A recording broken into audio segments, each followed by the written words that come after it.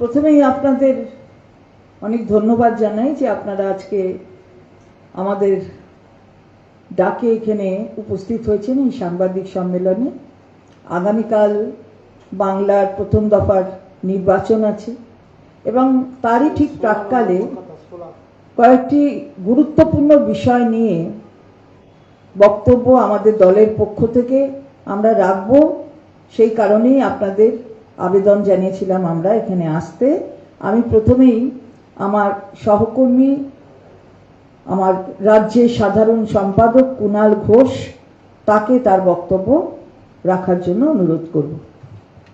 ধন্যবাদ মাননীয় মন্ত্রী চন্দ্রিমা ভট্টাচার্য। একটা বিষয় যেটা নিয়ে আপনাদের সামনে বলার, এই নির্বাচন কমিশন যত দিন যাচ্ছে নোক দাঁত বার করছে, তাদের অবজারভাররা যাদের পাঠিয়েছেন তারা চূড়ান্ত পক্ষপাত দুষ্ট, বিজেপির হয়ে দলদাসের মতো কেউ কেউ আচরণ করছেন। যারা প্রতিবাদ করছেন তাদের সরিয়ে দেওয়া হচ্ছে, অপমান করা হচ্ছে। রাস্তায় সেনা, আধা সেনা, সাঁজোয়া গাড়ি নামিয়ে দিয়েছে, ট্যাঙ্কটা নামানো বাকি আছে, আর কলকাতার আকাশে যুদ্ধ বিমান ওড়ানোটা বাকি আছে। তা আমরা ওয়েলকাম করছি ইলেকশন কমিশনকে, একটু ট্যাঙ্কটাও দেখিয়ে দিন, একটু যুদ্ধ বিমানটাও দেখিয়ে দিন। ভোটে আপনাদের হারানোর পর আমাদের আনন্দটা আর একটু বেশি হবে, বাংলার আনন্দটা আর একটু বেশি হবে। এটা ভোটের নামে করছে কি এরা? এরপরে মানুষের প্রথমে ভোটের অধিকার কেটে বাদ দিয়েছে, তারপরে একটা মহল তৈরি করছে, আতঙ্কের মহল তৈরি করছে। আর তার মধ্যে আবার যাদের পাঠাচ্ছে তাদের বলে দিচ্ছে বিজেপি কর্মীদের সঙ্গে, বিজেপি প্রার্থীদের সঙ্গে, বিজেপির এজেন্টদের সঙ্গে গোপনে মিটিং করুন। গোপনে কি কি করতে হবে বিজেপিকে? আরে এত কিছু করেও তো 30 থেকে 40টায় তোলার চেষ্টা। বিজেপি তো গোহারা হারছে, 250-এর বেশি সিট নিয়ে মমতা বন্দ্যোপাধ্যায় মাননীয় মুখ্যমন্ত্রী ফিরছেন। ডায়মন্ড হারবার একজন পুলিশ অবজারভার ডায়মন্ড হারবার বিধানসভা কেন্দ্র 143 police observer পারমা Smith Purushottam Das. কি চান লোকটা? পুলিশ অবজারভারের তো নিরপেক্ষ থাকার কথা, তার থাকার কথা আলিপুরে আইপিএস মেসে সরকারি আবাসনে ব্যবস্থা করা হয়েছিল, কারণ ওটা তো ব্যবস্থা হবে একজন যিনি আসছেন। তার বদলে তিনি গিয়ে সাগরিকা হোটেলে 208 নম্বর ঘরে গিয়ে উঠেছেন। Police observer diamond Harbour, Sagarika hotel 208 নম্বর ঘর। ওই হোটেলে থাকার সময় দেখা যাচ্ছে তিনি 142 মগরাহাট পশ্চিম বিধানসভা কেন্দ্রের বিজেপি প্রার্থী গৌর ঘোষের সঙ্গে ব্যক্তিগত বৈঠক করছেন। আবার সেখানে দেখা যাচ্ছে বিজেপির প্রার্থী, বিজেপির এজেন্ট, তারা পুলিশ অফিসারের অবজারভারের সঙ্গে মিটিং করতে আসছে। এই যে গৌর ঘোষের সঙ্গে তিনি মিটিং করলেন, এই বৈঠকটা কোনো অফিসিয়াল ডকুমেন্ট রাখলেন না, কিন্তু সেটা জানা গেল।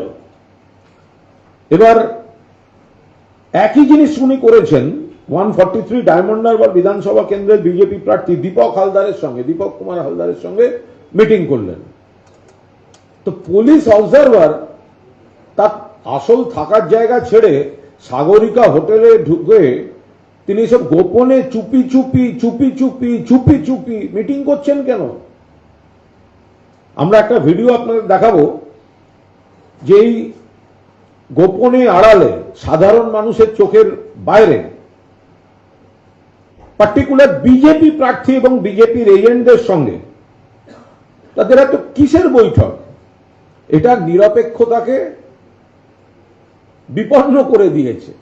আমরা ওনাদের কাছ থেকে নিরপেক্ষতা আশা করিও না, কিন্তু নিরপেক্ষতাকে বিপন্ন করে দিয়েছে।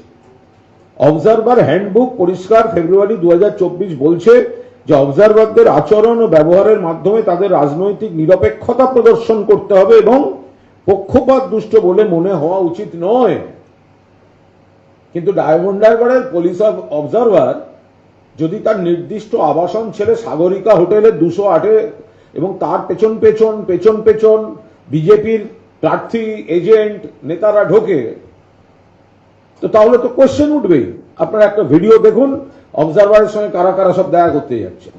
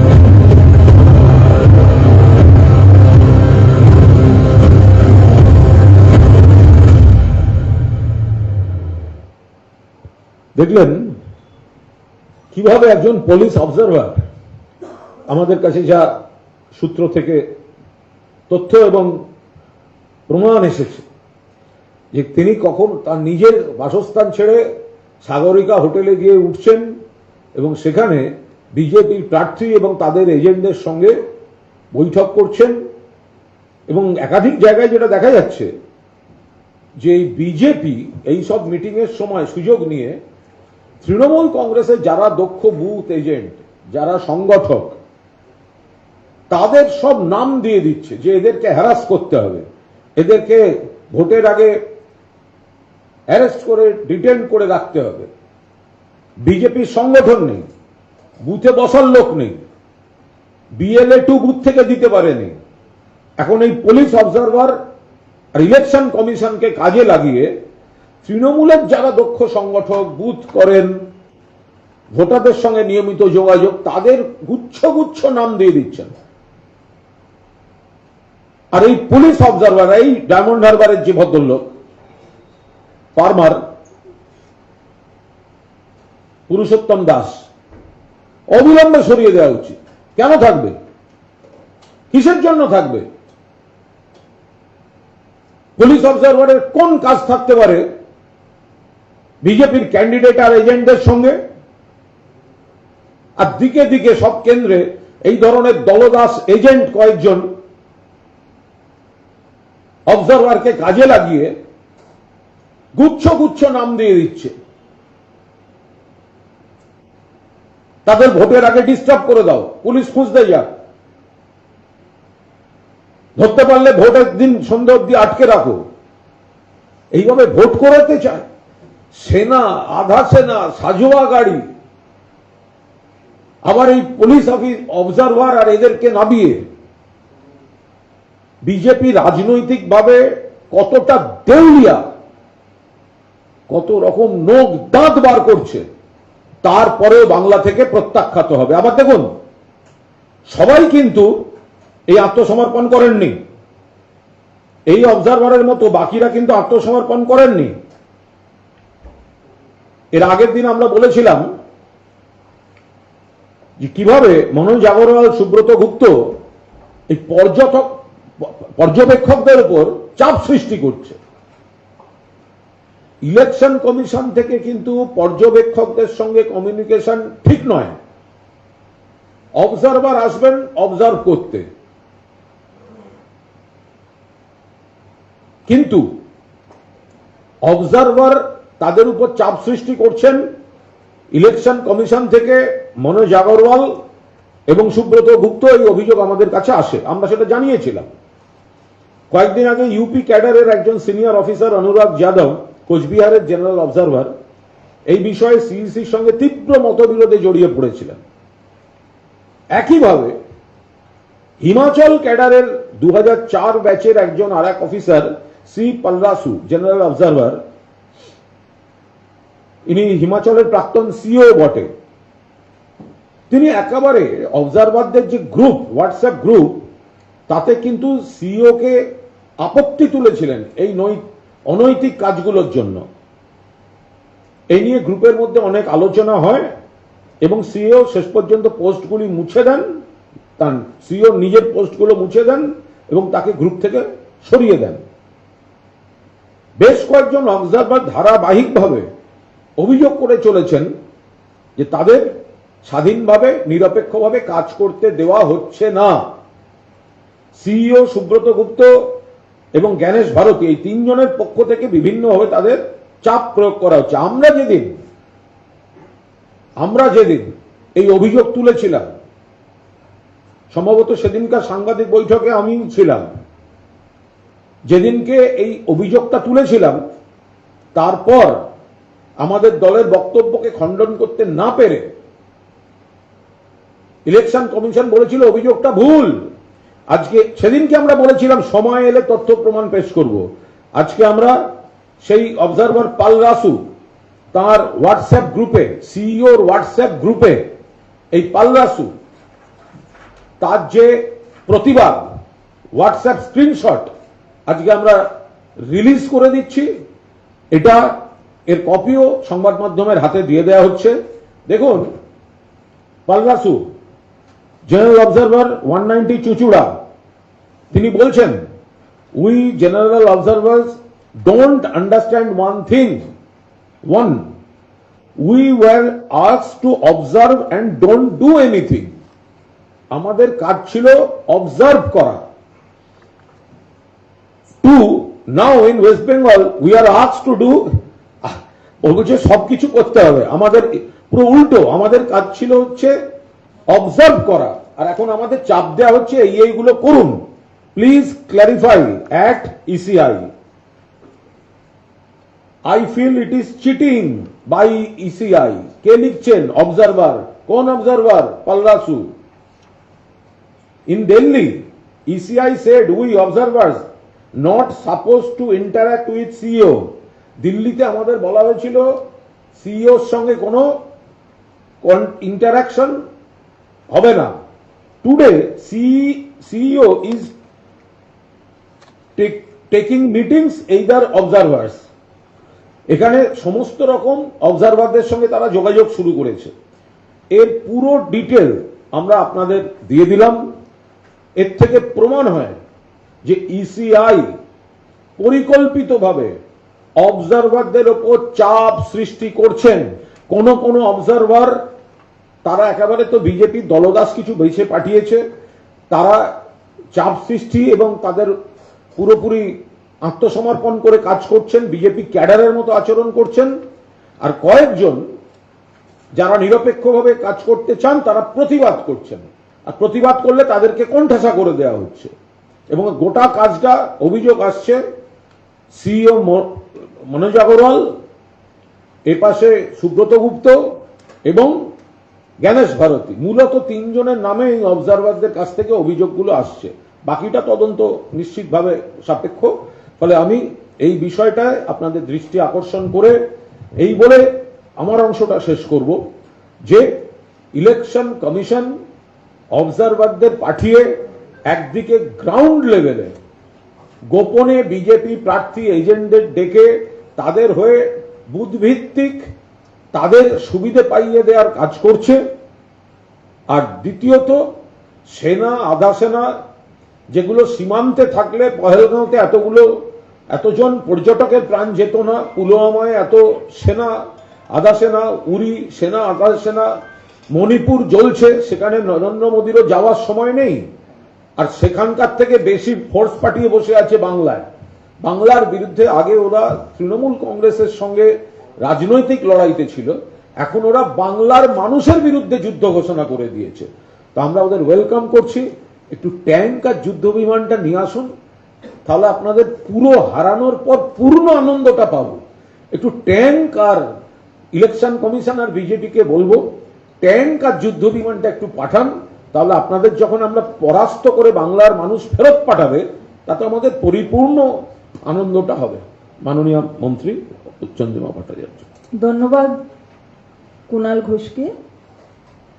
বাংলার আকাশে যুদ্ধ, বিরাট যুদ্ধ, সে কথা বলল আমাদের রাজ্যের সাধারণ সম্পাদক। এবং এই ভীষণ একটা যুদ্ধ ভাব সেটা কিন্তু তৈরি করে ফেলেছে। আর সেখানে দাঁড়িয়ে সবচেয়ে বড় কাজটা কি করছে, একদিকে নির্বাচন কমিশন তার নিরপেক্ষতা ভুলে গিয়ে যে কথা কুণাল ঘোষ বললেন, যে অবজারভারদের ব্যবহার করার চেষ্টা, দলদাস বানিয়ে তাদের কাজ করার রাস্তা প্রশস্ত করছে। আর অন্যদিকে ভারতীয় জনতা পার্টি কি করছে, মেয়েদের অস্ত্র হিসাবে নিচ্ছে। মেয়েদের বোকা বোঝাও, মেয়েদের প্রলোভন দেখাও। একটা কি নাকি ছেড়েছিল বাজারে ভরসা পত্র, সেই ভরসা পত্রের মধ্যে একটা ছিল নারী শক্তি, মাতৃ শক্তি ভরসা পত্র। মাতৃ শক্তি ভরসা কি না, ওই যে মমতা বন্দ্যোপাধ্যায় লক্ষ্মীর ভান্ডার দিচ্ছেন ১,৫০০ টাকা, ১৭০০ টাকা, ওনারা ওটা বাড়িয়ে দেবেন, ডবল ইঞ্জিন, এটাও ডবল হবে, ওটা ১,৫০০ থেকে ৩,০০০ হবে। তো হবে কবে? ওটা তো ইস্তাহার, ভরসা পত্র, হবেটা কবে? যখন আসবেন তবে না হবে সরকারে। ওটি তো হচ্ছে না, সরকারে আসছেন না। তো তার আগে এই কথা বলে মাতৃশক্তি ভরসা কার্ড এগুলো বিলি করছেন কেন? মেয়েদের মধ্যে বিলি করছেন কেন? তাদের যা তাদের ডিটেলস আছে, অর্থাৎ নাম ধাম থেকে শুরু করে ব্যাংকের ডিটেলস থেকে শুরু করে সেই ফর্মে ফিল আপ করাচ্ছেন। ভেবেছেনটা কি এটা চলে নাকি?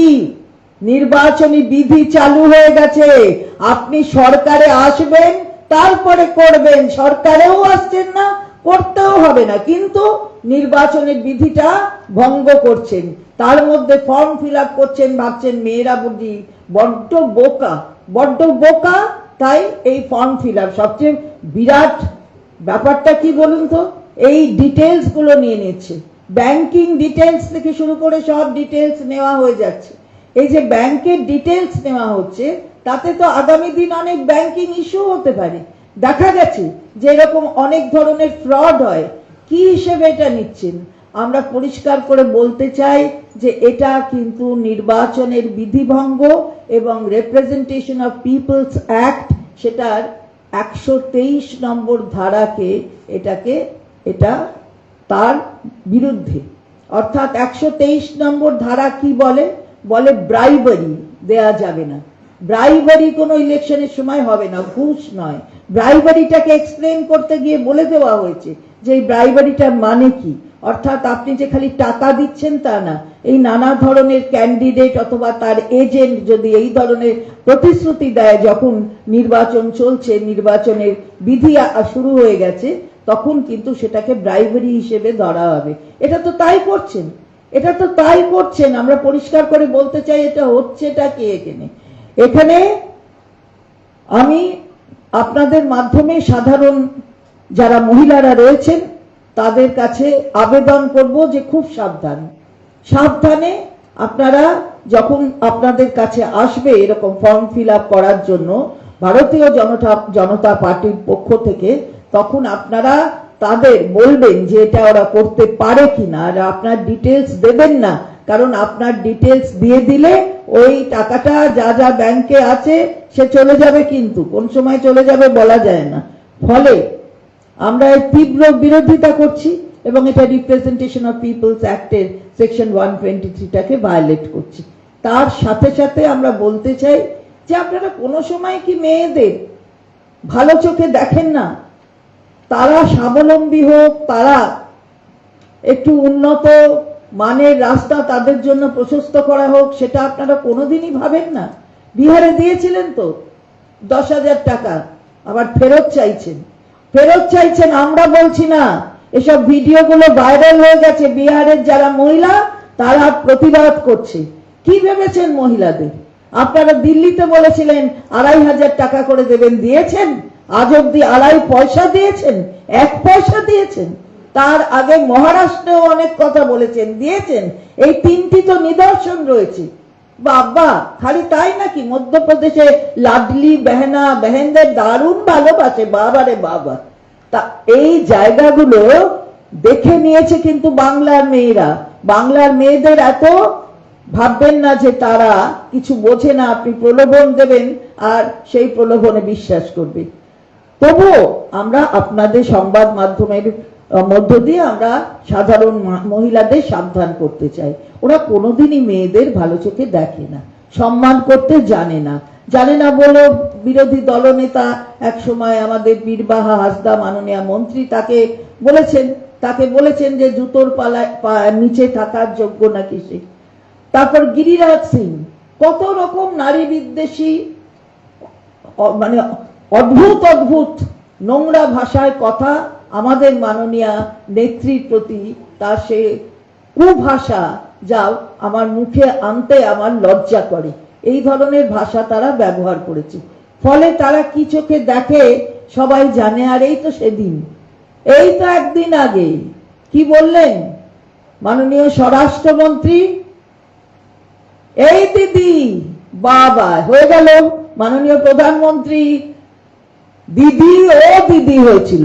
ওনার আবার আর এক স্টেপ এগিয়ে গিয়ে এই দিদি, বাপরে, কান খোল কার শুন লিজিয়ে। আরে কান খুলে আমরা শুনছি, এবার কান খুলে শুনিয়ে দেবে বাংলার মানুষ। মহিলাদের এই ধরনের অসম্মান করতে যাবেন না। ইনি রাজ্যের একজন মুখ্যমন্ত্রী, তিনবারের মুখ্যমন্ত্রী। আর জেনে রাখুন, চতুর্থবার 2026-এর 14 তলায় উনি যাবেন, আপনারা কেউ যাবেন না। এখানে আসবেন আর যাবেন, কিন্তু যা করছেন তাতে বাংলার মানুষ সিদ্ধান্ত নিয়েছেন। ফলে এই ধরনের কথা বলবেন না। আমরা তাই বলতে চাই, সাধারণ মহিলারা তারা ইতিমধ্যেই বুঝেছেন, তারা ইতিমধ্যেই জানেন যে কিভাবে মাননীয় মুখ্যমন্ত্রী তাদের সঙ্গে রয়েছেন। লক্ষ্মীর ভান্ডার শুধু নয়, কে ভেবেছিলেন যে কন্যাশ্রী মেয়েদের পড়িয়ে নিয়ে এগিয়ে নিয়ে যেতে হবে? কে ভেবেছিলেন যে তাদেরও যে পড়াশোনার ইচ্ছা, সেটাকে তাদের সেই ক্ষমতা দিতে হবে? কন্যাশ্রী আজকে বিশ্বে বন্দিত হয়েছে। আর কে ভেবেছিলেন যে একটা মহিলার তার বাড়ির কেউ মেয়েকে বিয়ে দিতে গেলে একটা রূপশ্রী, তার মনে হয় কি না তার প্রতিবেশীকে একটু আনন্দের খবরটা দিই, এবার আনন্দের সঙ্গে যুক্ত করি, তার জন্য সরকার রূপশ্রী দিয়েছে। কে ভেবেছিলেন সবুজ সাথীতে মেয়েরা সাইকেলে তাদের স্কুলে যাবে, কলেজে যাবে? কে ভেবেছিলেন? একটা নয়, বাড়িতে একটা সাইকেল নয়, কোথাও কোনো বাধা নয়, কোনো নিষেধাজ্ঞা নেই, কোনো নিয়মাবলী শর্তাবলী নেই। কে ভেবেছিলেন স্বাস্থ্য পরিবারের প্রধান মেয়েরা হবে, শ্বশুর বাড়ি আর বাপের বাড়ি এক হয়ে যাবে? কে ভেবেছিলেন যে এই যে মেনাস গুলো মেয়েদের বিরুদ্ধে, সেগুলোর প্রতিবাদে এই ধরনের সরকারি প্রকল্প একটা রাজ্যের মুখ্যমন্ত্রী করবেন? ফলে মহিলারা মমতা বন্দ্যোপাধ্যায়ের সঙ্গে ছিলেন, আছেন এবং থাকবেন, এই বিষয়ে কোনো সন্দেহ নেই।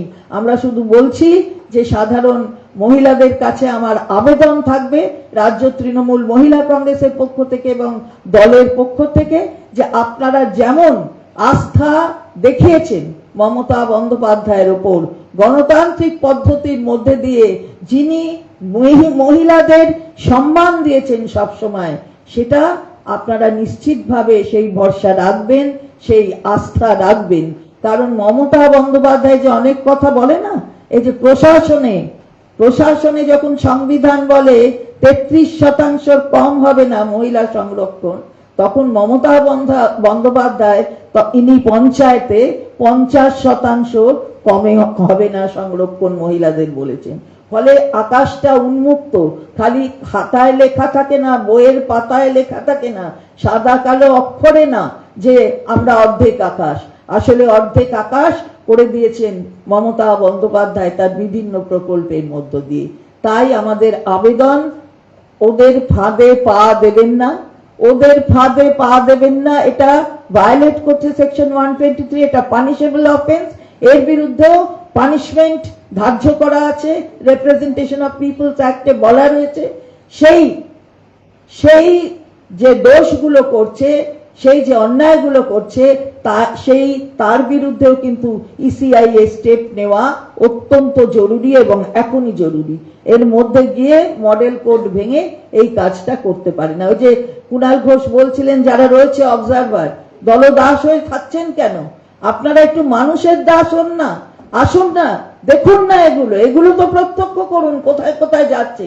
আমরা তো সেদিনকেই দেখছিলাম একটা ভিডিও, আমাদের আরেক মন্ত্রী শিউলি সাহা তিনি প্রতিবাদ করছেন। তাহলে এই ঘটনাগুলো আপনারা দেখতে পাচ্ছেন না? পর্যবেক্ষণের মধ্যে এগুলো আসে না? গল্প করা আসে, মিটিং করা আসে? মহিলারা আপনাদের সাবধান করে দিতে চায় যে এই ধরনের কাজ করবেন না, মহিলাদের বোকা ভাববেন না। তাই আপনার সংবাদ মাধ্যমের মধ্য দিয়ে আমরা এই কথাটা সাধারণ মানুষের কাছেও পৌঁছে দিতে চাই এবং আমি বিশ্বাস রাখি যে আপনারা এই কথাগুলো খুব গুরুত্ব দিয়ে সাধারণ মানুষের কাছে তুলে ধরবেন। দেখুন, মাননীয় মন্ত্রী চন্দ্রিমা ভট্টাচার্য এ বিষয়ে সবিস্তারে বলেছেন এবং আইনের দিকটাও বলেছেন। আমি শুধু একটু সংযোগ করে আপনাদের বলে দিই, এই যে বিজেপি বিভিন্ন জায়গায় এই মাতৃশক্তি ভরসাপত্র বলে একটা ফর্ম দিচ্ছে, এটা কেন দেয়াটা অনুচিত, নির্বাচনী বিধিভঙ্গ হচ্ছে, সেটা মাননীয় মন্ত্রী আপনাদের সবিস্তারে বলেছেন। এবার সঙ্গে আপনারা একটা বিরাট বিপদ খেয়াল রাখুন, সেটাও মাননীয় মন্ত্রী বলেছেন। ওই ফর্মটায় লেখা আছে আপনাদের, তার সঙ্গে চাইছে যেটা, আপনার আধারের জেরক্স চাইছে, আপনার পার্সোনাল ফোন নাম্বার চাইছে। আমরা পরিষ্কারভাবে বলছি, এটা কোনো সরকারি ফর্ম নয়। বিজেপি যে রাজ্যগুলো রয়েছে সেখানেও কোথাও করেনি। বিজেপি যে রাজ্যগুলো রয়েছে সেগুলোতেও কোথাও করেনি।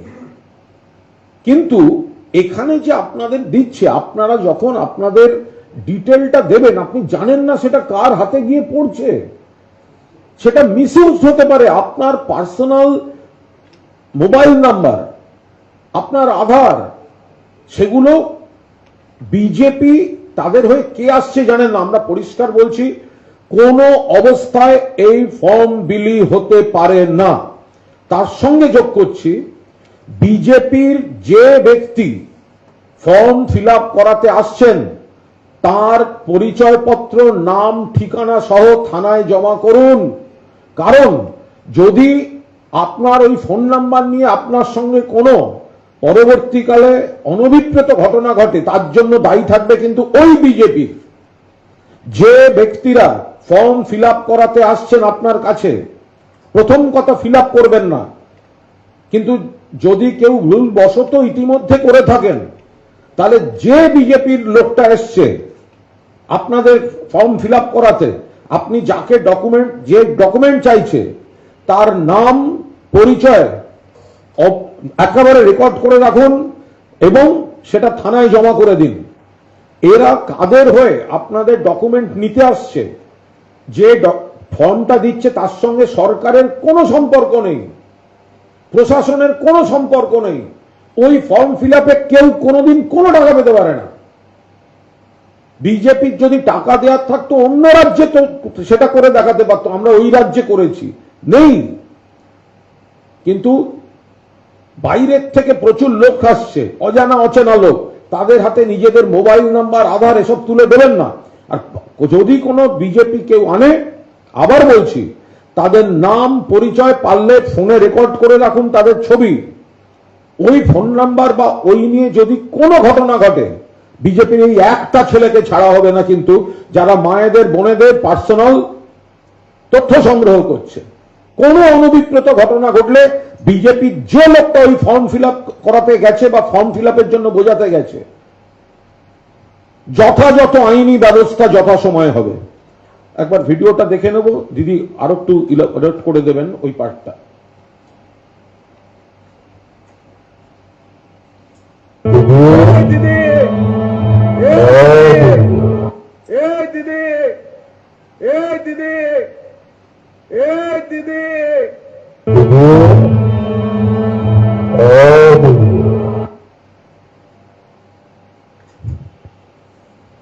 দেখলেন তো ভিডিওটা?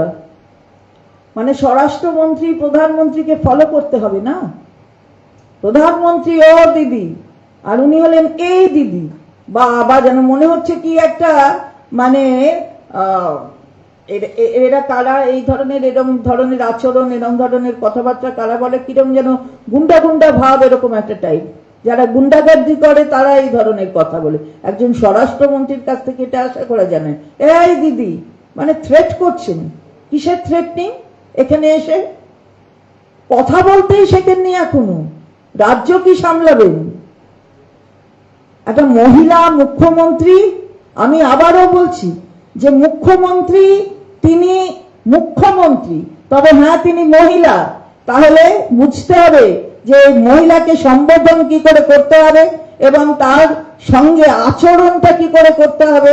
তার বিরুদ্ধে সরব হচ্ছেন, আপনি অন্য দলের কথা বলছেন যা খুশি বলে যাচ্ছেন, আবার বলছেন 23 তারিখে কেউ বেরোবে না, লটক দেंगे, উল্টা করকে লটক দেंगे। বাবা এটা কাদের কথা?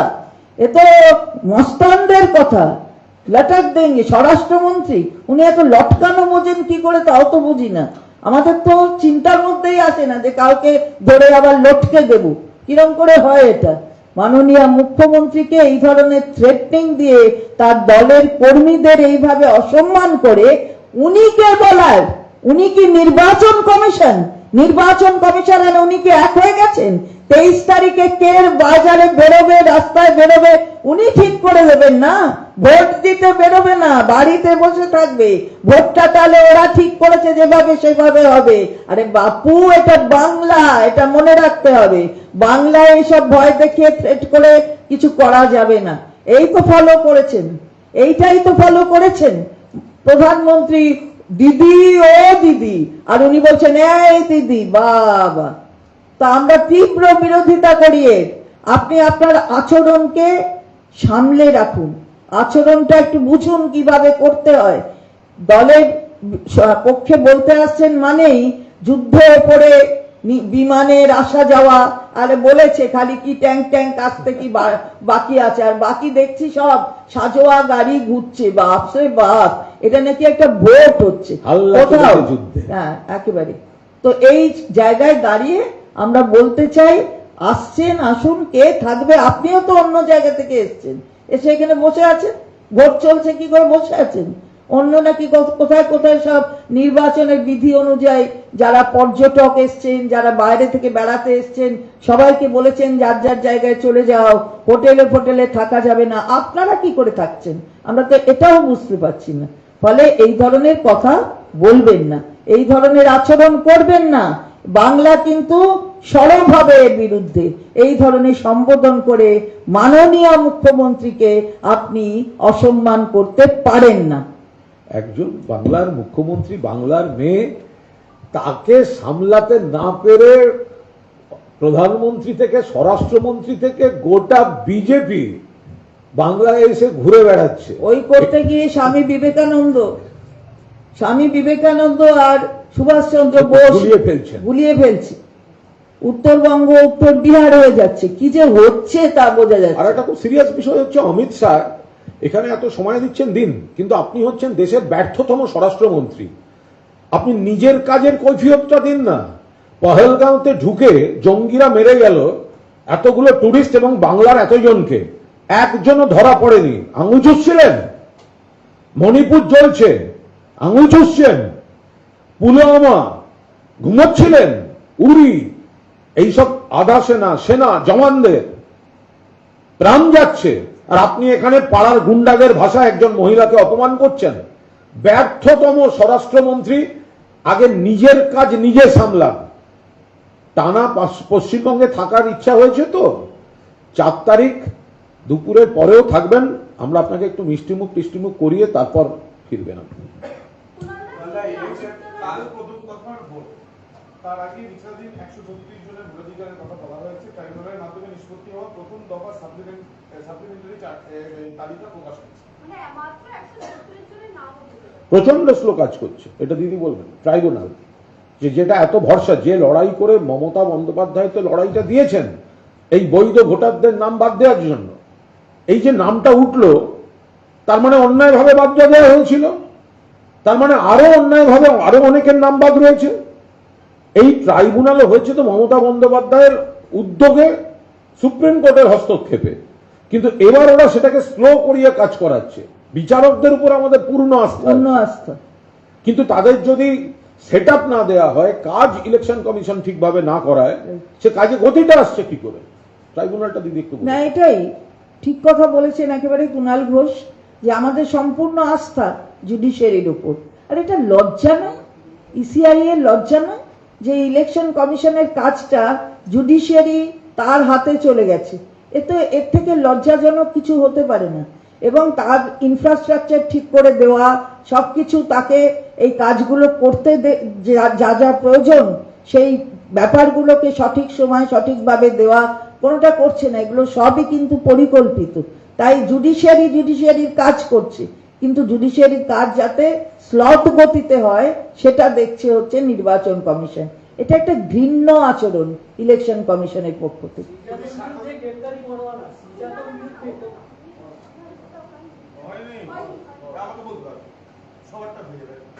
বলছি অমিত শাহ 27 তারিখ পর্যন্ত থাকবেন বলেছেন। গতকাল 4 ঘন্টা উনি মিটিং করেছেন ইনচার্জের সঙ্গে, প্রবাসী কার্যকর্তাদের সেকেন্ড ফেজ অ্যাসেম্বলিরা করেছেন। হারার পর উনি মনে করবেন কেন এত সময় নষ্ট করলাম, ফালতু সময় নষ্ট হলো। ওনার অন্য জায়গায় কাজ নেই, নিজের স্বরাষ্ট্রমন্ত্রীর দায়িত্ব পালন করছেন না। দেশের সীমান্তে কখনো পহেলগাঁও দিয়ে জঙ্গি ঢোকে, কখনো পুলওয়ামা হয়, কখনো উরি হয়, মণিপুর জ্বলছে, আর উনি এখানে বাংলায় গণতান্ত্রিক পরিবেশ যেখানে, সেখানে উনি সেনা, আধা সেনা, সাজোয়া গাড়ি এনে উনি এখানে বসে তিনি তারপর তো চক্রান্তগুলো করে যাচ্ছেন। বলছি বিজেপির বিরুদ্ধে বিধিভঙ্গের নালিশ করেছে তৃণমূল। পরিযায়ী শ্রমিকদের ফেরাতে বিশেষ ট্রেনের বন্দোবস্ত করেছে বিজেপি। সুরাট থেকে বিশেষ ট্রেন পরিযায়ীদের ফেরানোর ব্যবস্থা। যখন অরিজিনালি করোনা ছিল, যখন পরিযায়ীরা চরম বিপদে ছিলেন, তখন বিজেপি রাজ্যগুলোর বিজেপি সরকারকে খুঁজে পাওয়া যায়নি, তখন সেখানে হাহাকার করেছেন। এখান থেকে মমতা বন্দ্যোপাধ্যায় সরকারকে উদ্যোগ নিতে হয়েছে, হেল্প ডেস্ক খুলতে হয়েছে। আর অন্য রাজ্যের যে পরিযায়ীরা এখানে ছিল তাদের আমাদের খাদ্য, বস্ত্র, বাসস্থানের কোনো সমস্যা হয়নি, ওষুধ থেকে শুরু করে চিকিৎসা থেকে শুরু করে। আমাদের পরিযায়ী যারা ছিল তারা তখন বিজেপির শাসিত রাজ্যগুলোতে নির্যাতিত হয়েছে। এখন ভোটের সময় নানা রকম খবর আসছে যে তারা ওখানকার যে সমস্ত যে জায়গায় তারা কাজ করে তাদের কর্তৃপক্ষকে দিয়ে চাপ দিয়ে যে গেলে বিজেপিকে ভোট দিতে হবে, এই সব বলে তাদের বাড়ি পাঠাচ্ছে। ওইভাবে হয় না।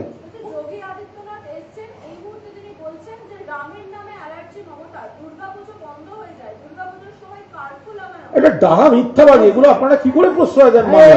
উত্তর কি হয়?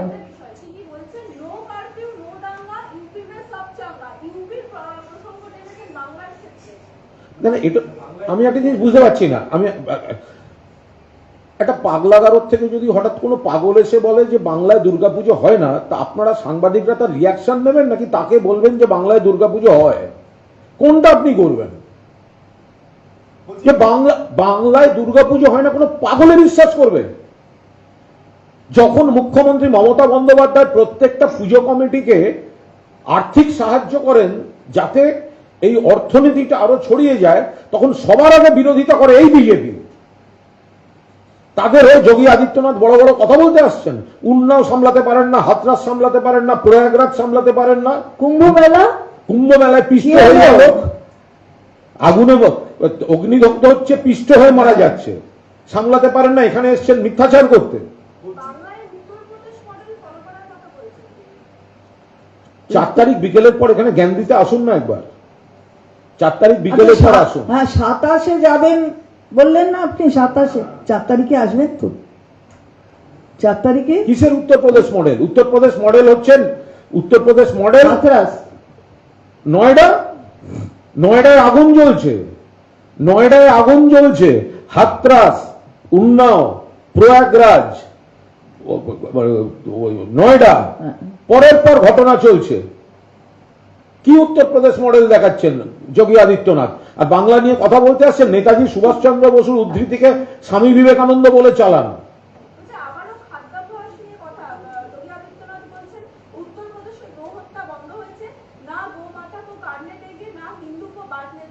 सब बुझलाम, लेकिन वहां से गोवंश जो एक्सपोर्ट होता है, यही हम बोल रहे थे, तो वो कैसे होता है? भाजपा स्टेट से सबसे ज्यादा बीफ एक्सपोर्ट होता है और ये लोग यहाँ पर गोमांस नहीं खाता है। झूठ का एक सीमा होता है। एक्चुअली मोदीर पर नंबर 2 के এই নিয়ে লড়াই চলছে, যোগী ভার্সেস অমিত শাহ। অমিত শাহ এখানে বেশি থাকছে বলে ও আসতে শুরু করেছে। এগুলো দিল্লির ইনার লড়াই, দিল্লির পলিটিক্সে। নরেন্দ্র মোদী এরপর আর প্রাইম মিনিস্টার এমনিও হবেন না, হেরেও যাবেন, কিন্তু নরেন্দ্র মোদীর পর কে? Who will be the number 2 after Modi?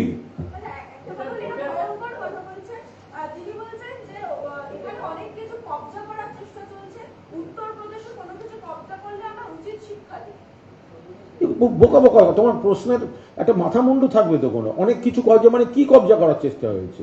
এখানে গণতন্ত্র আছে বলে উত্তরপ্রদেশে ঘুরে বেড়াচ্ছেন বলছেন। এখানে উনি আছেন, বিবেকানন্দ সুভাষচন্দ্র মিলিয়ে মিশিয়ে বলে দিচ্ছেন এখানে এখানে গণতন্ত্র আছে বলে, তাই জন্য এটা করতে পারছেন। তাছাড়া এমন ওই কি শিক্ষা দিয়েছেন না কি করে, জব্দ করে না কি করে দেয়, ওরকম করে দিত।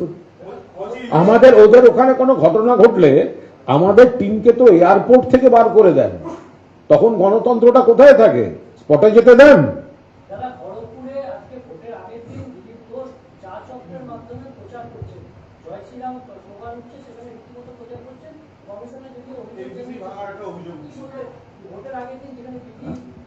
সেটা স্থানীয় যারা আছেন তারা যথাযথ কমপ্লেন করছেন।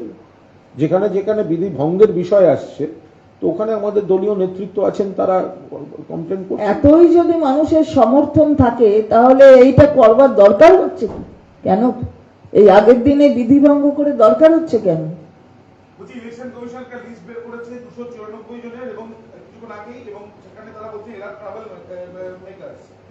ইলেকশন কমিশন ডিজি কে ইমিডিয়েট অ্যাকশন নিতে বলছে যেখানে টিএমসি ক্যান্ডিডেট রয়েছে এই লিস্টের মধ্যে। এটা গত 2-3 দিন ধরে চলছে, এটা একটু আগে আমি আপনাদের বলেছি। এটা তো হাইকোর্টে গেছে। সম্পূর্ণভাবে বিজেপির কথায়, বিজেপির ডেপুটেশন বা বিরোধীদের ডেপুটেশনের উপর, কোথাও বিজেপি গেছে, কোথাও সিপিএম গেছে, কোথাও কংগ্রেস গেছে। এরা গোপনে হাতে হাত মিলিয়ে তৃণমূলের সংগঠক, তৃণমূলের প্রার্থী, এদের হ্যারাস করার জন্য এই লিস্টে নাম দিয়েছে, এবং এই লিস্টে নাম দিয়ে কোনো রকম তদন্ত, কোনো কিছু খতিয়ে দেখা ছাড়া এদের যাতে ভোটের আগে ডিস্টার্ব করা যায় সেই মতো ইলেকশন কমিশন ব্যবস্থা করছেন। আমরা তীব্র বিরোধিতা করছি, এবং যদি ব্যবস্থাই নিতে হয় তাহলে এমন অনেক জনের বিরুদ্ধে ব্যবস্থা নেওয়া দরকার যারা বিজেপিতে ঢুকে বসে আছেন আর রোজ হিংসাত্মক প্ররোচনামূলক কথা বলছেন। তাহলে অমিত শাহ থেকে শুরু করতে হবে। প্রথম অমিত শাহকে রাজ্য থেকে বার করে দেওয়া উচিত। এখনই শান্তনু সিনহা বিশ্বাসকে ইডি বালি পাচার মামলায় আজকে তলব করেছে। শান্তনু সিনহা বিশ্বাসকে ডিসি কলকাতা পুলিশ, হ্যাঁ, তাকে ইডি বালি পাচার মামলায় তলব। দেখুন, ইডি আইনে কি করবে না করবে সেটা ইডি বলতে পারবেন, বা শান্তনুবাবু বা সংশ্লিষ্ট ব্যক্তি বলবেন। আমরা শুধু এইটুকু বলি, টাইমিং থেকেই স্পষ্ট যে গোটাটার পেছনে যত না তদন্ত করার ইচ্ছা, তার থেকে বেশি রাজনীতি রয়েছে। এতদিনের মামলা, আইপ্যাকের কাছে যেতে হলো 5 বছরের মামলা এখন ভোটের আগে, যখন তারা পশ্চিমবঙ্গে তৃণমূলের রণকৌশল, প্রচার কৌশলের সঙ্গে যুক্ত। এই যে বিভিন্ন প্রার্থীদের ডাকা হচ্ছে, বিভিন্ন সংগঠনের লোকদের ডাকা হচ্ছে, কখনো পুলিশ সংগঠনের লোকদের ডাকা হচ্ছে, কখনো জাতিদের ডাকা, এই যে একটা মহল তৈরি করা, সিবিআই, ইডি, এনআইএ, তো এই টাইমিংই তো বলে দিচ্ছে এর পেছনে পলিটিক্স আছে।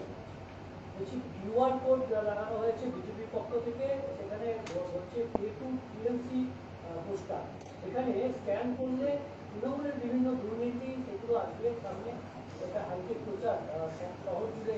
তা ওর মধ্যে ওইগুলো থাকবে, নারদায় টাকা নেওয়ার ভিডিওটা থাকবে তো?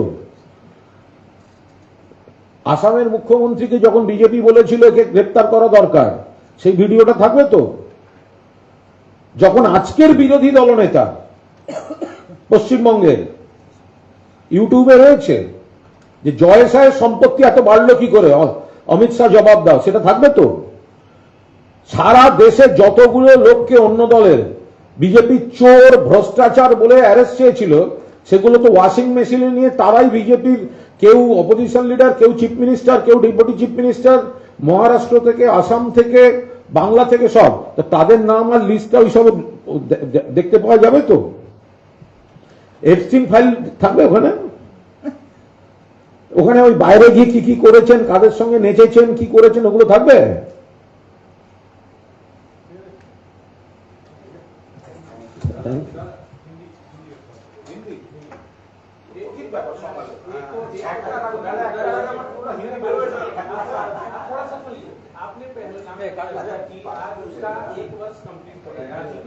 देखिए, ये अमित शाह इतना शेमलेस है, आज उसको पहलगांव में होना चाहिए था रेस्पेक्ट जनाने के लिए।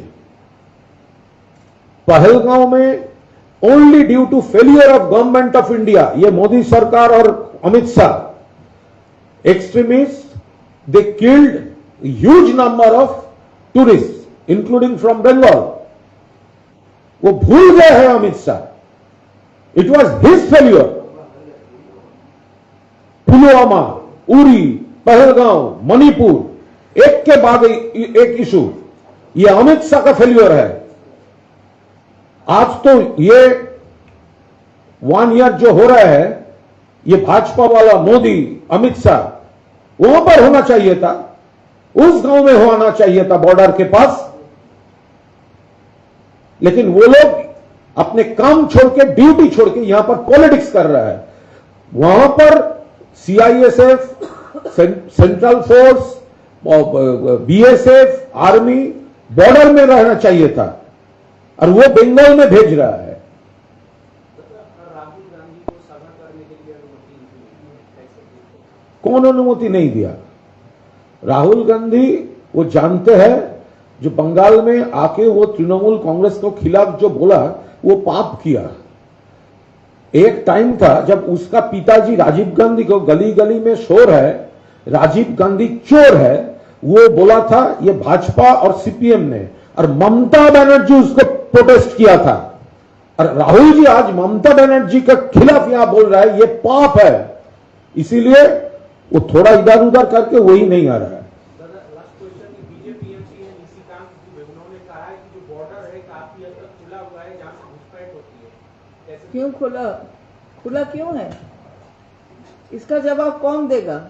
निशिकांत दुबे का जो लीडर है वो ही देगा। यही तो बोल रहे हैं कुणाल जी कि ये काम किसका है? काम तो मिनिस्टर जो यहाँ पर आके बैठे हुए हैं उनका है, तो जवाब तो उनसे मांगना चाहिए। सोनू और पूजा सामने থাকলে আমার এমনি